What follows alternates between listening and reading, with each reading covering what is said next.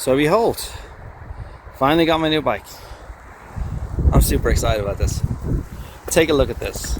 This is the 2023 Honda CT125. Per its name, it's a 125cc engine. It is a single cylinder 4-stroke, very similar to the Super Cub and the other comparable 125 bikes from Honda, all powered by the centrifugal clutch as well. Look at that. The engine is beautiful. It's probably the most beautiful aspect of this bike that I love, aside from the back rack, which I'll get onto now in a second. But I picked up this bike a few days ago, and it actually had to be imported from Japan, because if you're in the United States, for example, this is probably not an uncommon sight. But in Europe, and especially in Ireland, you don't see these sort of bikes around. These bikes are not sold, as far as I'm aware, in Europe in general. So my mechanic in Dunleary, in Retro Bikes Dublin, imported a number of bikes, which included 3 2023 model 125 CTs, and I was able to pick one up that's had some modifications done, but otherwise is a stock bike. And it's, despite the fact that it's a 2023 model, it's actually almost new. So take a look. You can see there it has 671 kilometers on it. I got it when it just had 600 kilometers. So I'm actually the bike's first registered owner. Whoever had it in Japan originally didn't register it. So I'm the first owner of this bike on its paperwork. And there's not a scratch on it. Despite the fact that it got shipped in a container all the way over here, wrapped in bubble wrap and everything else, there's not even a slight mark on it. So whoever had this first modified it with accessories. If they rolled it out, they rolled it extremely carefully, because there isn't a blemish on this bike at all. So the modifications they did on it is they added this rack here. I think these bars come with stock with the 23 model, but I'm not sure. And it also comes with the engine pan as well. But what they did was they added this rack, which I'll be able to modify with a bag, or more likely, probably for chargers, because they also added this USB charger as well, which I'm really happy about. So if I can eventually pull it off.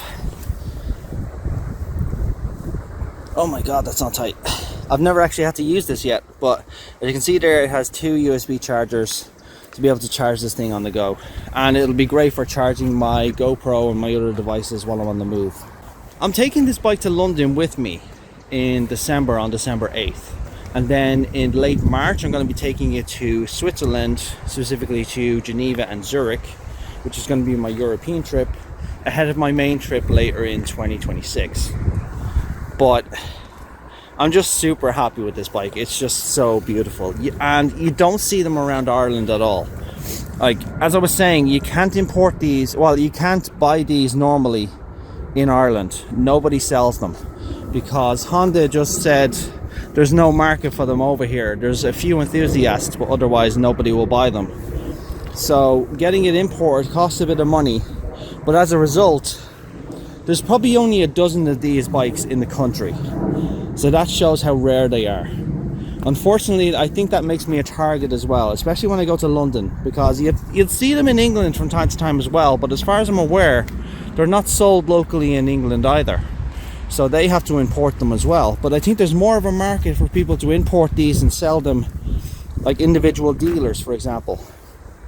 But other than that, I just wanted to show off this beautiful bike. And my most favorite aspect about this bike is the rear rack. I mean, take a look at this rack. Like, I'll put a picture here with the accessory rack that I put on the back. That'll show the big giant Wanda box that I got as well. But look at the size of this rack. And when the box is fully on, as you'll probably see from the picture I'll put on screen, it only goes to here, which means I have the full rack here for putting a giant duffel bag. And if I put a duffel bag here, it's not going to interfere with my backpack on my back. So I'll be able to sit perfectly comfortably. And speaking of sitting, this is a different beast from the Innova. So sitting on this smaller seat is definitely jarring, because I'm so used to having the gigantic seat of the Innova. But it's really comfortable. I've never had an issue with this bike. In terms of weight, it's definitely heavier than my Innova. I think it's 250 pounds. Or sorry, no, 250. Yeah, I think it's 250 pounds. So it is a bit heavier than my Innova, and that's the dry weight before fuel and everything else is added. So she's a beefy beast.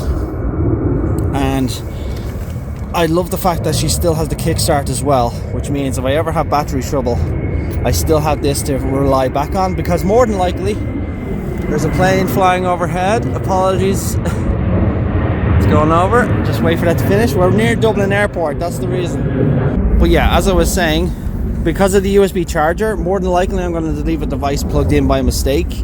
I'm a silly boy. I do that sort of thing all the time. So if I drain the battery, I still have the Kickstarter to rely on in order to get the bike moving again. And in terms of brakes, it's dual disc. It's disc brakes on both front and back, single disc.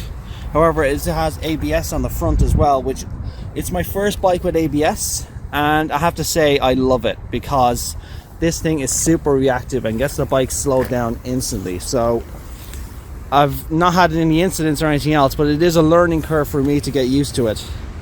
But I just love the just retro style, just the simplicity.